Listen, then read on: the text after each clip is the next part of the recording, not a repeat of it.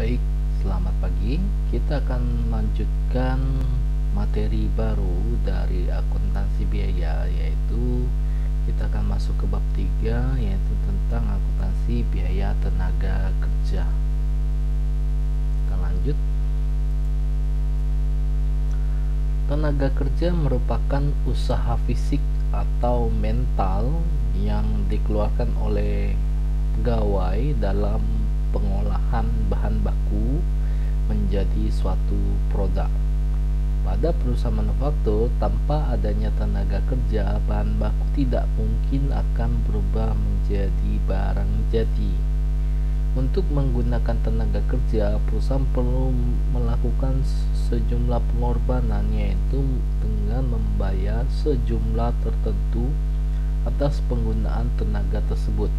Secara umum, biaya tenaga kerja didefinisikan sebagai harga yang dibebankan untuk penggunaan tenaga kerja manusia tersebut. Ya, jadi tenaga kerja ini sangat penting, sangat penting dan dibutuhkan,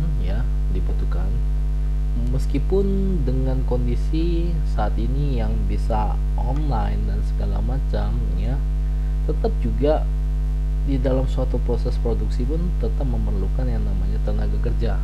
Meskipun di dalam perusahaan tersebut telah memiliki mesin yang canggih, tapi tetap juga harus mempunyai orang yang kompeten dalam mengendalikan mesin tersebut, Jadi tenaga kerja ini penting. Penggolongan biaya tenaga kerja. Dalam perusahaan manufaktur, penggolongan kegiatan tenaga kerja itu dilakukan sebagai berikut. Yang pertama, berdasarkan dari fungsi pokok dalam organisasi perusahaan. Terdapat 3 pokok dalam perusahaan manufaktur, yaitu fungsi dari produksi, fungsi dari pemasaran, dan fungsi dari administrasi. Penggolongan ini tujuannya adalah untuk membedakan mana biaya yang merupakan unsur dari harga pokok produk dari tenaga kerja dan pabrik yang bukan merupakan unsur harga pokok produk, melainkan unsur dari biaya usaha, Jadi ini perlu dipisahkan supaya tahu mana yang berkaitan dengan proses produksi, mana yang tidak secara langsung berkaitan dengan proses produksi. Ada biaya tenaga kerja produksi, biaya tenaga kerja pemasaran, dan biaya tenaga kerja administrasi dan umum. Oke, kita lanjut. Yang berikutnya adalah berdasarkan kegiatan departemen-departemen di dalam perusahaan. Biaya tenaga kerja dalam departemen produksi tersebut akan digolongkan sesuai dengan bagian-bagian yang telah dibentuk di dalam perusahaan tersebut. Tenaga kerja yang bekerja di departemen non-produksi digolongkan pula menurut departemen yang menjadi tempat kerja mereka. Tujuan dari penggolongan ini adalah untuk memudahkan pengendalian biaya tenaga kerja yang terjadi dalam setiap departemen yang dibentuk oleh perusahaan.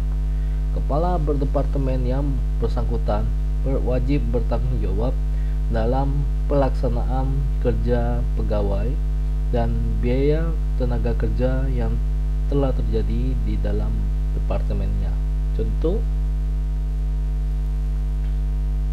ada departemen produksi dan departemen non produksi. Produksi ada bagian PULP, kemudian ada bagian kertas dan bagian finishing. Non produksi ada yang bagian keuangan, ada yang bagian HRD, dan ada yang bagian pemasaran. Ini contoh sederhana penggolongan biaya berdasarkan dari departemen. Ada departemen PULP, departemen kertas, dan departemen finishing. Kemudian ada departemen keuangan, departemen human resource development, dan departemen pemasaran.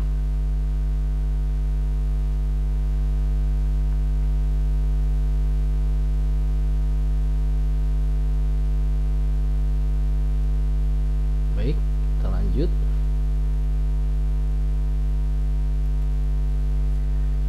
Penggolongan berikutnya adalah berdasarkan dari jenis pekerjaan ya. Penggolongan ini adalah berdasarkan dari jenis pekerjaan. Misalnya di dalam suatu departemen produksi, tenaga kerja itu digolongkan menjadi operator mesin, perakit komponen, dan supervisor. Dengan demikian, biaya tenaga kerjanya juga digolongkan menjadi upah operator, upah perangkat komponen, dan upah dari supervisor. Nah, penggolongan biaya tenaga kerja ini digunakan sebagai dasar dari penetapan dari diferensiasi upah tenaga kerja ya. Ada upah operator mesin, upah perangkat komponen, dan upah dari supervisor. Dan setiap dari penetapan upah ini berbeda-beda.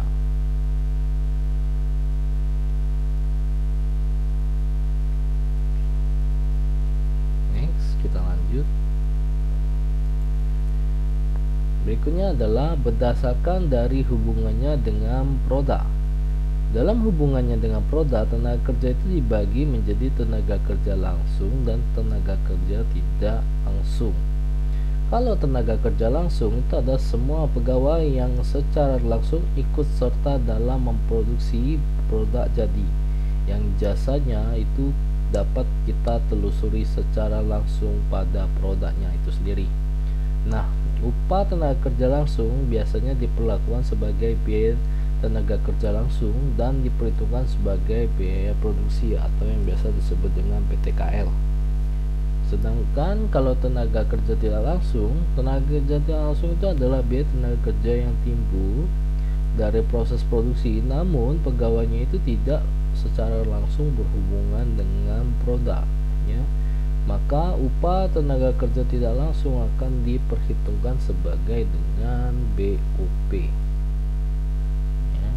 Jadi ada peran dari PTKL dan ada peran dari BUP.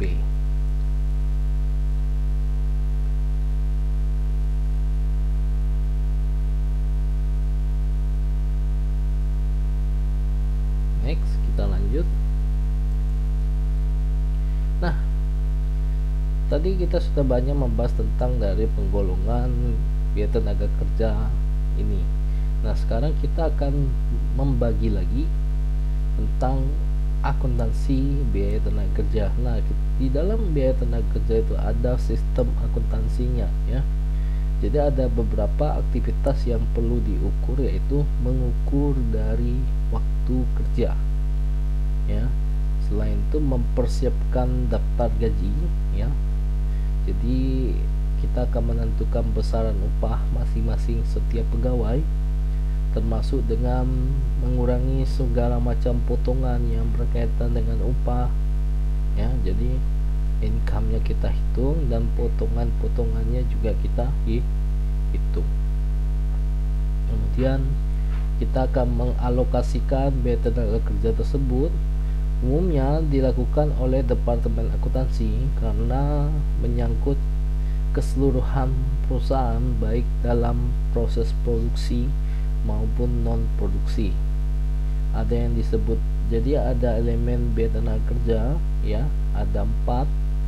Ada yang namanya gaji dan upah bersih, kemudian ada yang namanya insentif ya, ada yang namanya premi lembur, dan ada juga yang disebut juga dengan biaya lain yang berhubungan dengan tenaga kerja.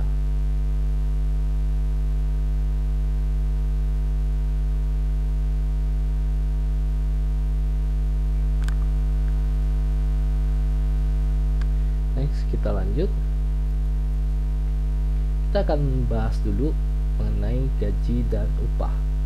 Nah, di dalam perusahaan yang menerapkan metode harga pokok pesanan, dokumen pokok untuk mengumpulkan waktu kerja pegawai adalah menggunakan kartu hadir atau yang biasa disebut dengan fingerprint dan kartu jam kerja. Kalau model lama itu biasanya masih menggunakan yang namanya kartu hadir atau clock card. Clock card ini adalah suatu catatan yang digunakan untuk mencatat jam kehadiran pegawai jangka waktu antara jam hadir dan jam meninggalkan perusahaan. Biasanya itu berbentuk sebuah kertas ya, kertas yang agak tebal ya. Kemudian kertas tersebut dimasukkan ke dalam sebuah jam yang modelnya itu sedikit lebih tua, itu jam ceklok ya, jam ceklok. Ini sangat sering biasanya digunakan terutama di pabrik-pabrik besar ya, pabrik-pabrik besar. Nah, penggantinya saat ini adalah menggunakan sistem fingerprint atau menggunakan identitas sidik jari, yaitu adalah menggunakan suatu catatan data elektronik yang digunakan untuk mencatat jam kehadiran pegawai jangka waktu antara jam hadir dan jam meninggalkan perusahaan. Nah, sama-sama model dengan clock card tadi, cuma bedanya clock card itu adalah sifatnya itu manual ya, sifatnya manual, terus modelnya agak jadul dibandingkan dengan fingerprint. Itu fingerprint yang sudah model terbaru saat ini ya. Dan fingerprint itu juga cukup praktis, cukup hanya menempelkan jari kita saja ke mesinnya, dan mesinnya akan membaca sesuai dengan jam berapa kita meletakkan jari kita di mesin pencatat waktu tersebut ya. Kemudian ada kartu jam kerja ya, ini biasanya ada di pabrik ya. So, job time ticket itu biasanya digunakan untuk mencatat pemakaian waktu hadir tenaga kerja langsung di pabrik.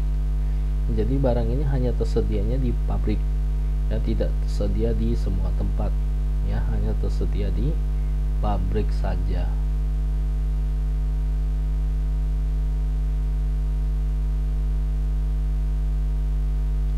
Baik, kita lanjutkan next.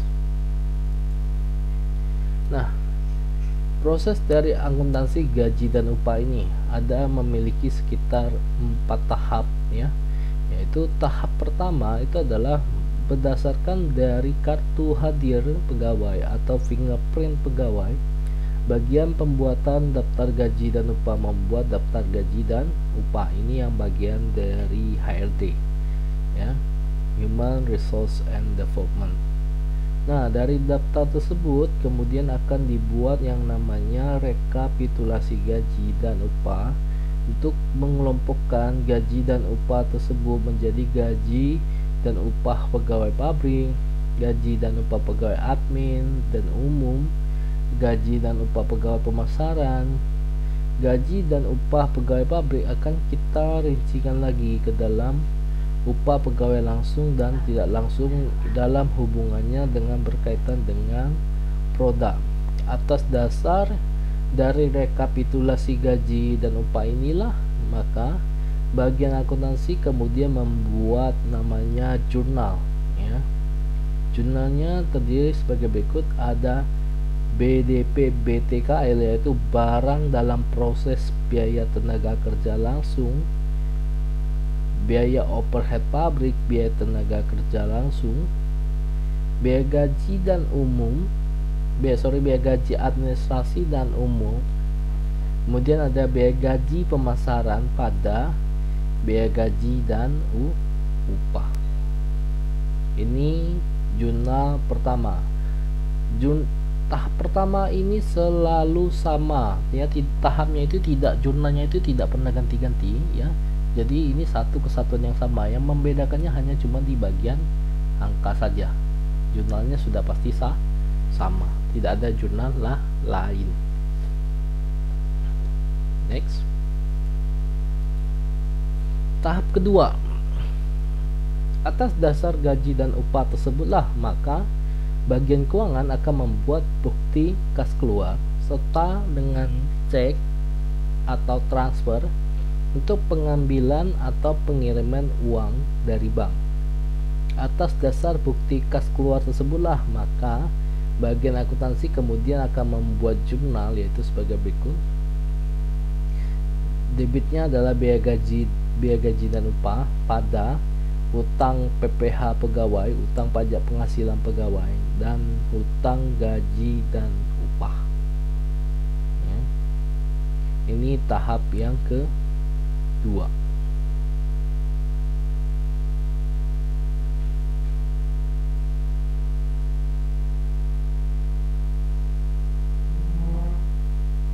Baik, kita akan lanjut ke slide berikutnya.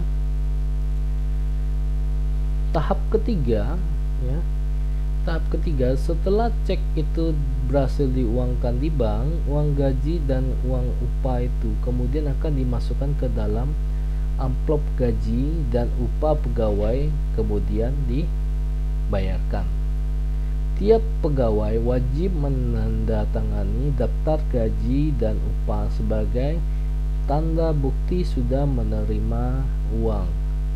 Atas dasar bukti tanda tangan tersebutlah, maka bagian akuntansi akan membuat jurnal, yaitu utang gaji dan upah pada kas.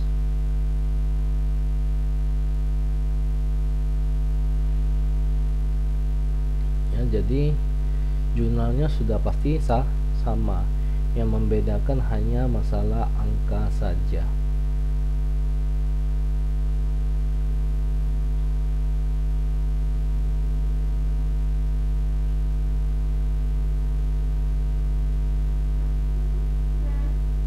Baik, kita lanjut. Tahap keempat yaitu adalah penyetoran pajak penghasilan pegawai ke dalam kas negara, yaitu hutang PPh pegawai atau hutang pajak penghasilan pegawai pada kas.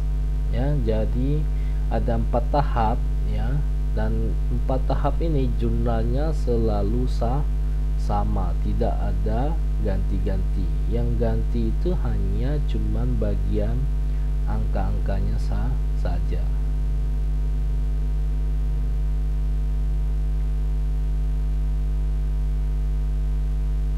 Baik, kita akan lanjut ke slide berikutnya. Baik, kita akan masuk ke contoh soal. Contoh soal, PT Satelit mempekerjakan 2 orang pegawai pada bagian finishing, yaitu Daniel dan Gunawan. Berdasarkan kartu hadir minggu ketiga Juli 2019, bagian pembuat gaji dan upah membuat daftar gaji dan upah untuk periode yang bersangkutan. Menurut kartu hadir, Daniel bekerja selama seminggu sebanyak 50 jam dengan upah per jam adalah 50.000. Sedangkan Gunawan selama periode yang sama, yaitu 1 minggu, bekerja selama 50 jam dengan tarif upah itu adalah 62.500 per jam. Setiap karyawan akan dikenakan pajak penghasilan sebanyak 10% dari total upah yang diterima. Kemudian berikut ini adalah informasi dari kartu jam kerja mereka berdua, yaitu sebagai berikut.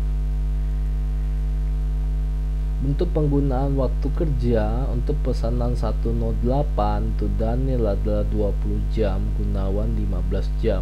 Untuk pesanan 110, Daniel 25 jam, Gunawan 25 jam. Waktu untuk menunggu persiapan pekerjaan, Daniel 5 jam, Gunawan 10 jam. Diminta hitunglah jumlah upah masing-masing serta buatlah jurnal pencatatan yang diperlukan.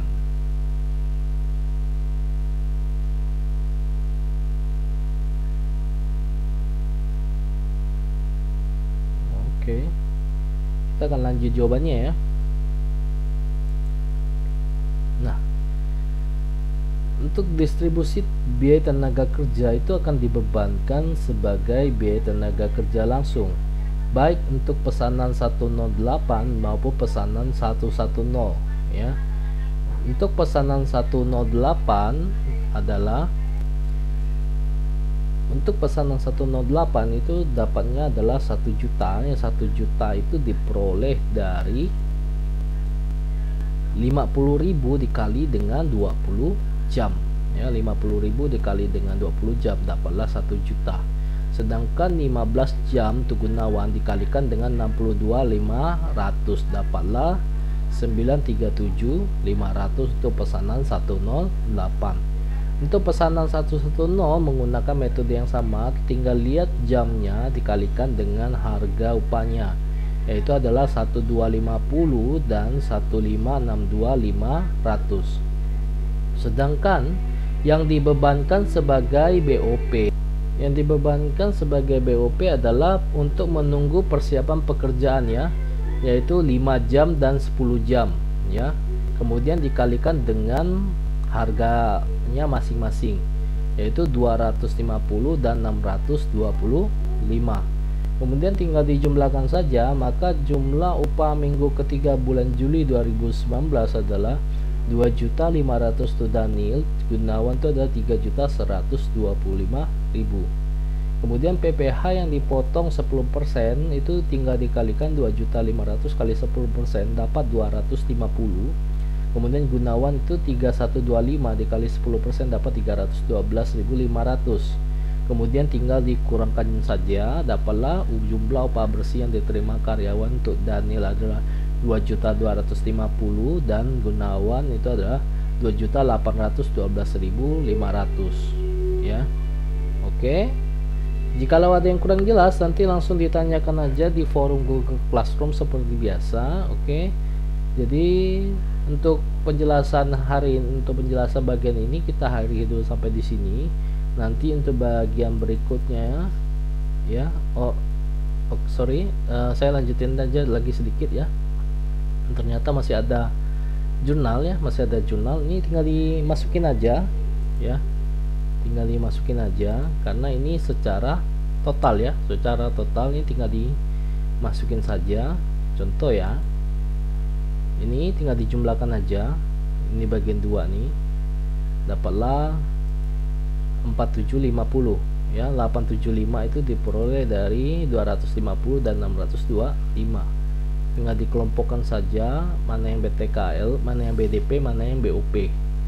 Kemudian di total dapat 5625. 5625 10% nya adalah 562.500. Utang gajinya 5 juta lebih.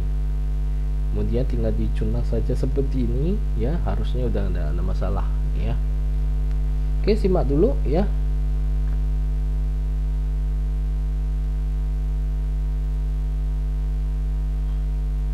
Ya, jadi ini gambaran dari jurnal yang tadi ya. Ini tinggal diisikan saja ya. Jadi pembahasan hari ini, video hari ini sampai di sini dulu ya. Karena yang berikutnya insentif akan saya bahas di pertemuan berikutnya. Ya, baik. Terima kasih, selamat pagi.